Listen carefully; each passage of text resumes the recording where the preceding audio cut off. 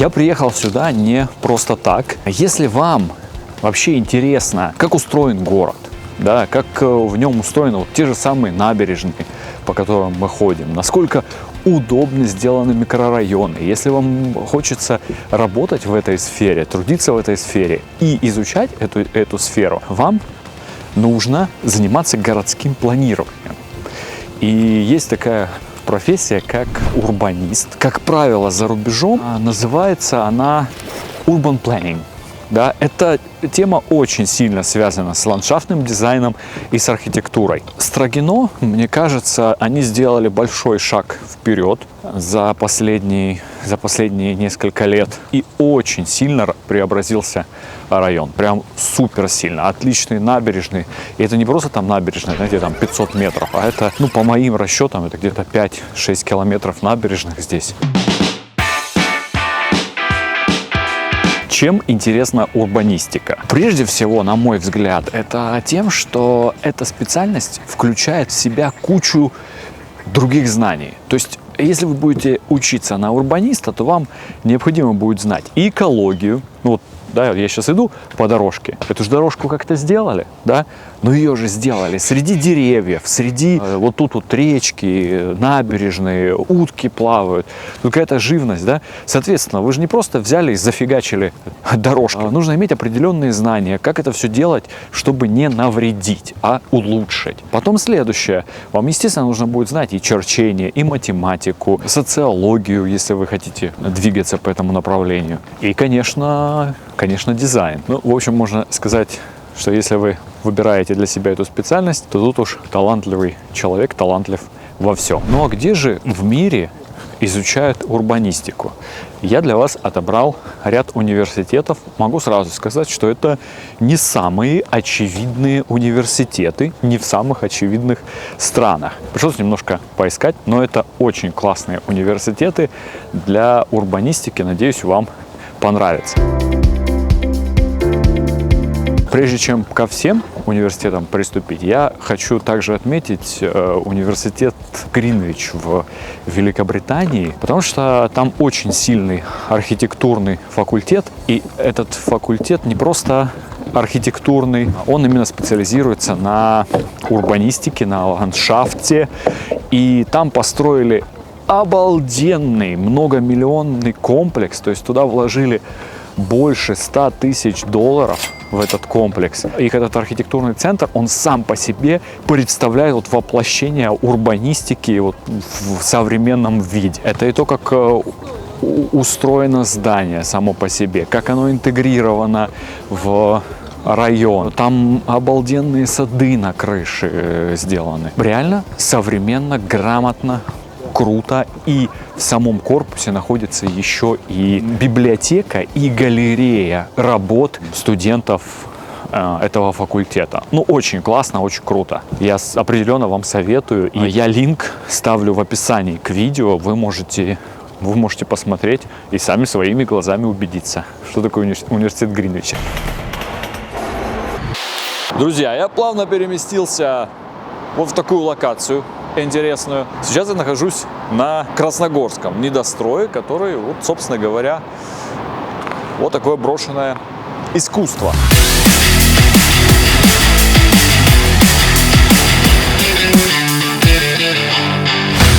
Что мы здесь с вами делаем? Вот как раз-таки урбанистика, та, о которой мы сейчас говорим, она и изучает все вот это. То есть не просто как разбираться с недостроями, а это благоустройство районов, что с ними делать, как это делать. Вот здесь у нас, значит, объект вот этот, МЦД, ну, как бы, грубо говоря, это наземное метро. Там сделали эту станцию, люди идут из микрорайона через вот этот вот недострой, через стройку. Вот если, как бы, здесь бы работали урбанисты наши, то все вот это дело было бы сделано грамотно и по-другому. Первый в нашем списке технический университет в городе Либерцы – это Чехия. Здесь нам нужен с вами факультет искусств и архитектуры. Выпускники данного университета востребованы и как художники, и как дизайнеры, архитекторы, ну и все, что связано с данной профессией. Студенты данного вуза могут участвовать в различных университетских проектах, но также и в коммерческих проектах, скажем, в реставрации культурных и исторических объектов, работать над проектированием зданий. Естественно, логичный вопрос, как сюда поступить? А поступить сюда несложно, если вы знаете чешский язык. Необходимо знать язык на уровне B2, и тогда вы можете поступить на бесплатной основе. Если вы не знаете чешского языка, то существует масса программ в Чехии для изучения и совершенствования чешского языка. Линки все будут в описании к данному видео. Как подготовиться, пройти подготовку по чешскому языку и поступить в университет. Сам университет будет проводить отбор. Конкуренция достаточно высокая, и вам предварительно нужно будет пройти этакий творческий конкурс, когда вы отправляете свое портфолио работ, на основании которого уже будут делать выбор. Вот почему я говорю, что всегда важно в школе готовиться к тому предмету, на который вы хотите поступать. И архитектура, урбанистика, дизайн и технологии, вся эта тема не очень популярна в российских школах. А если быть конкретным, она не популярна. Там это нужно, как правило, делать какие-то дополнительные занятия, ходить в художественную школу, в школу, я не знаю, юных архитекторов или еще кого-то, потому что в самой школе этого нет. За границей же очень многие учебные заведения, они еще в школе вы начинаете учить, вы можете учить дизайн и технологии, вы можете делать архитектуру, вы можете делать скульптуру, какие-то искусства. Если вам это интересно, также пишите нам smaps.ru. Здесь в университете есть и программы на английском языке, но эти программы платные. Соответственно, если вы не хотите учить чешский язык, не хотите тратить время на это, вы можете поступить на программы по английскому языку. Ну и, собственно говоря, не учить чешский, есть английский, поступайте на английский, платите денежку. Вот так. Но, есть одно но. Ряд европейских университетов, которые преподают на языке своей страны, в них вводятся некоторые программы на английском. То есть это не все, а некоторые программы на английском языке. Как правило, конкуренция на эти программы выше, потому что многие там чехи, скажем, они тоже будут хотеть учиться на английском. И не факт, что в государственных университетах будут свободные места. Ребята, следующий вуз в нашем списке – это Варшавский политехнический университет.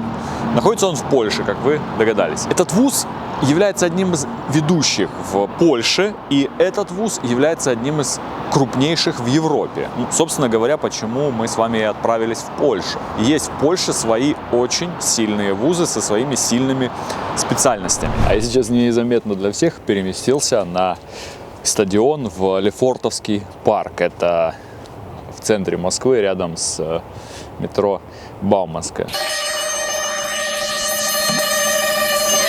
Короче, ребята, меня любезно выгнали с этого недостроя. 10 лет он там уже стоит. Сказали мне, что теперь это охраняемый объект. Снимать нельзя, ничего нельзя. Видите, ничего не делается, но зато объект охраняется. Территория оцеплена. Мы продолжаем нашу урбанистическую тему. И Варшавский университет.